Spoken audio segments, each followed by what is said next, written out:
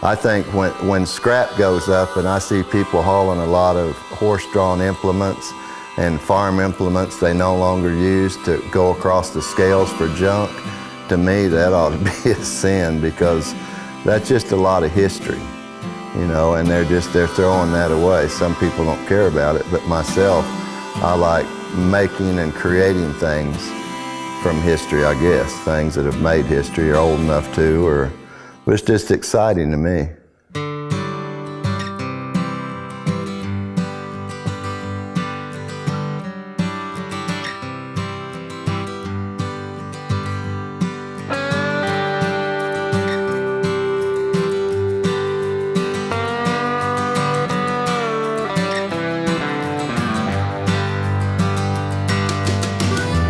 Well, just years ago, when I moved out of the city into the country, I wanted to decorate around the place with some wheels and stuff.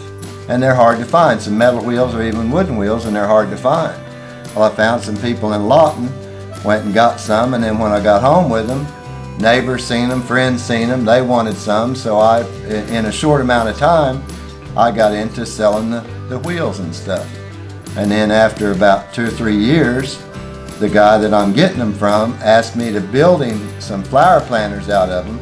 Well, he would give me 10 of each of stuff, 10 discs, 10 wheels, and I would make him 6 flower planters, and for doing it, I got to keep the other 4. Well, that was just a simple wheel with the word welcome across it, and it holds a flower pot on each side. Used to sell the heck out of them.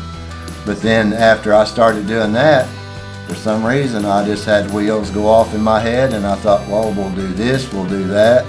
And what, 15 years later, now you see stuff all the way to like I do these tractors and stuff now, so. Jerry's the type of guy, you and I might walk through an old junk pile, we'll be walking around the farm, we might see a coil spring off a car, we might see an old plow disc that's served its purpose over the years and say, hey, that's junk, needs to go to the scrap pile. And the whole time, Jerry's wheels are probably turning, you know, what could I turn that into? What really impresses me about his work is just the artistic ability. Being able to you just throw out an idea that you have in your mind and letting him run with it, and what he comes up with, and the pieces and that he digs out of a pile of old farm equipment or this and that he comes up with to put something together that what you thought was your idea, and this was amazing what he does with it. When he first moved in, I was all excited because I thought, oh, he's going to clean up that place, and and to go over there and look at it, you're like, what is he doing to this area? It's piles of junk and scraps, and oh boy, this is going to bring up property value. But then when I started seeing what he was doing with it, I was shocked. It was like, man, I wish I had that kind of eye and talent. And I had a couple things I wanted done, and I was afraid to ask him, but when I asked, he was like, oh, we could do this, or we can do this. And I'm like, let's keep it down key. I want it plain. I want it usable. It's not just, for prettiness. And he did way beyond what I thought he would do with it. And I'm so glad he moved in. I've seen a lot, learned a lot, and have a great friend and neighbor out of it.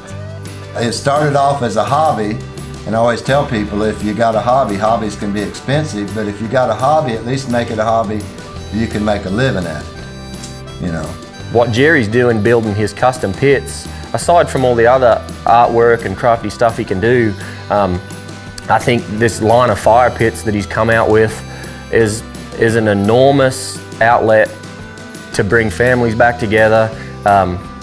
That's where knowledge gets passed down. That's where kids hear stories and everything else, Probably a couple of years after he moved in, been about 5.5, 6 years ago, we had a major fire come through the area. We left when they gave an evacuation notice. We left, and Jerry didn't get that notice, it turns out, and it ended up him and a couple of the other neighbors came over here and got garden hoses out of our yard and started fighting the fire here and saved our house, and in doing so saved their houses, but saved our house, our barn, our everything. We knew each other, we could wave at each other, say hi at the mailbox, but it wasn't like we felt like we were best friends at the time.